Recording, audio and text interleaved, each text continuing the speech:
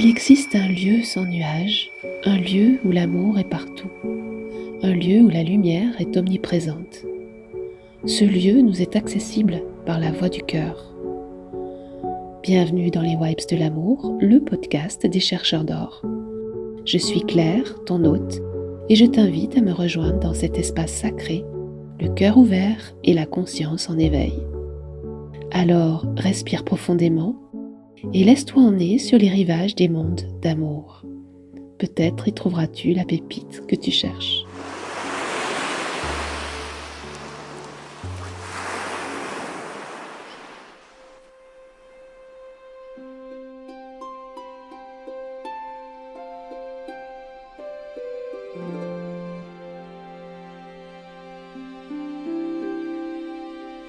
Il était une fois un royaume oublié, un monde où les forêts s'étendaient à perte de vue, tapissées de brumes légères et baignées de la lueur dorée du matin. C'était un endroit vivant où chaque arbre semblait murmurer des secrets anciens et où le vent portait les échos d'une magie ancienne. Parmi ces terres sacrées vivait une créature rare, un cerf blanc immense et majestueux, et dont le pelage éclatait de lumière comme s'il avait capturé 1000 aurores. Ses bois fins et puissants s'élevaient haut dans le ciel, semblables aux branches d'un arbre cosmique reliant la terre au ciel. On racontait que ceux qui apercevaient ce cerf n'étaient pas choisis par hasard.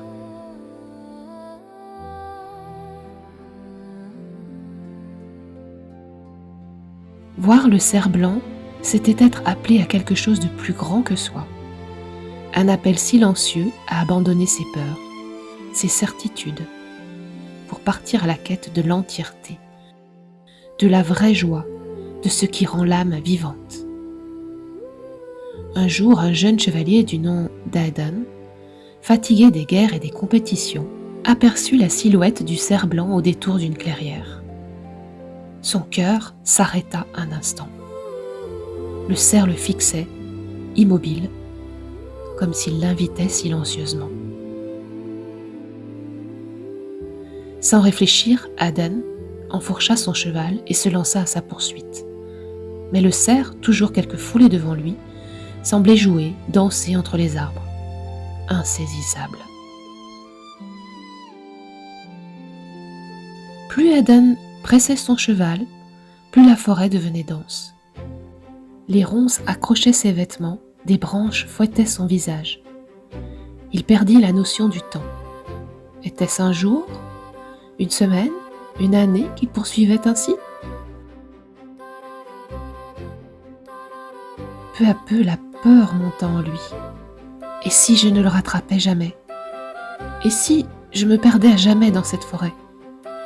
Et si ce n'était qu'une illusion ? Son corps s'épuisait. Son esprit se fragmentait. Alors un soir, épuisé et au bord du découragement, Aedan s'effondra au pied d'un grand chêne.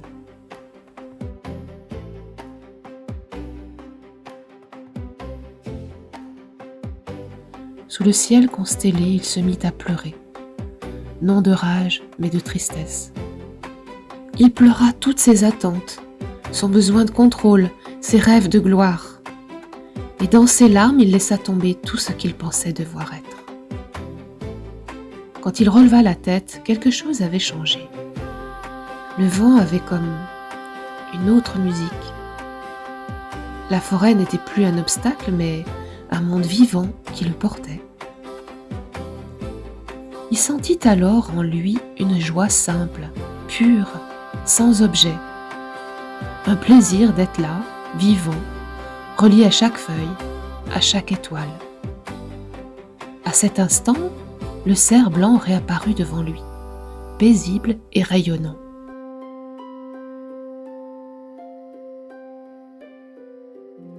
Il ne fuyait plus, il le regardait avec une infinie douceur.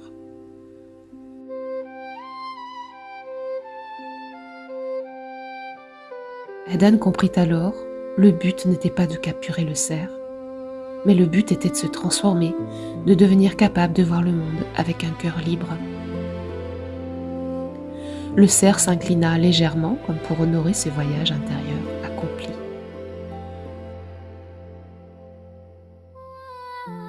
Puis dans un halo de lumière, il s'évanouit, laissant derrière lui un Aden renouvelé.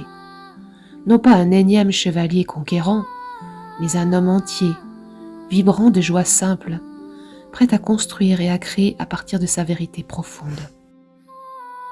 Et depuis ce jour, dit-on, ceux qui poursuivent leurs rêves non pas par peur ou avidité, mais par amour et par joie, sont guidés quelque part dans leur cœur par le cerf blanc.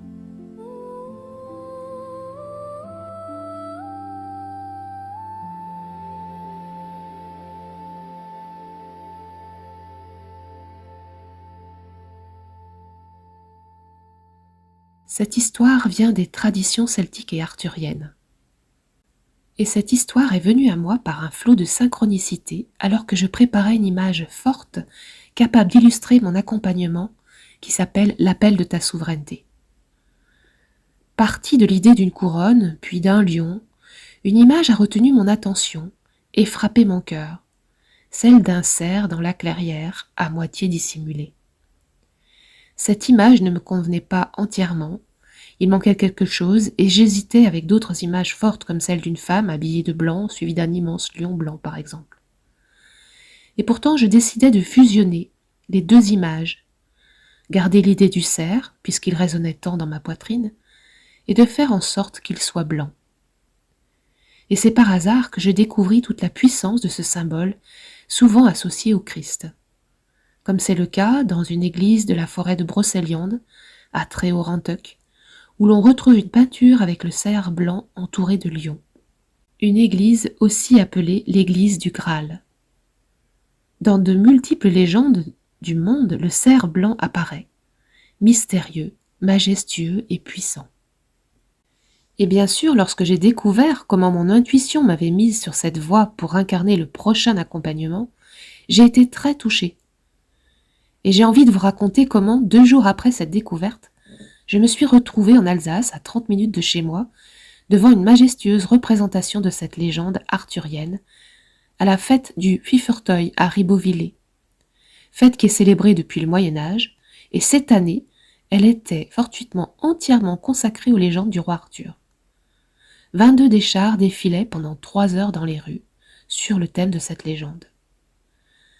Puis vint le tour d'un char qui est passé devant moi et qui m'a pris de vives émotions. Il symbolisait le passage de la désolation au retour à la douceur, l'harmonie et la paix. Et près d'une trentaine de représentations du cerf blanc étaient là, devant mes yeux, incarnant le thème de la paix. Mais ce n'est pas tout. Chaque année, le public est amené à voter pour choisir le char le plus beau. Et cette année, allez savoir pourquoi, j'étais particulièrement intéressée pour connaître le gagnant.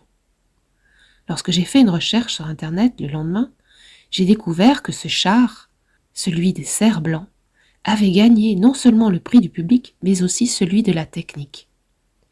Et juste à côté, on pouvait lire « Le maire de Ribeauvillé, Monsieur Christ, a remis les trophées aux gagnants. » Alors oui, l'accompagnement de la souveraineté de l'être, notre quête du Graal commence bientôt. Un accompagnement qui va durer 5 mois, 5 mois d'aventure, 5 mois avec les secrets, les arcanes de notre souveraineté pour pouvoir la rayonner pleinement. Alors si ça vous parle, si vous avez envie de vous joindre à nous et à moi pour cette aventure, pour ces 5 mois d'aventure, je vous invite à cliquer sur le lien qui se trouve en premier commentaire en dessous de ce podcast. Je me réjouis vraiment de cette aventure qui nous attend et qui va commencer le 25 octobre. Le prochain podcast, je vous ferai part de ce qui va nous guider dans cette aventure, c'est-à-dire la couronne de la souveraineté de l'être.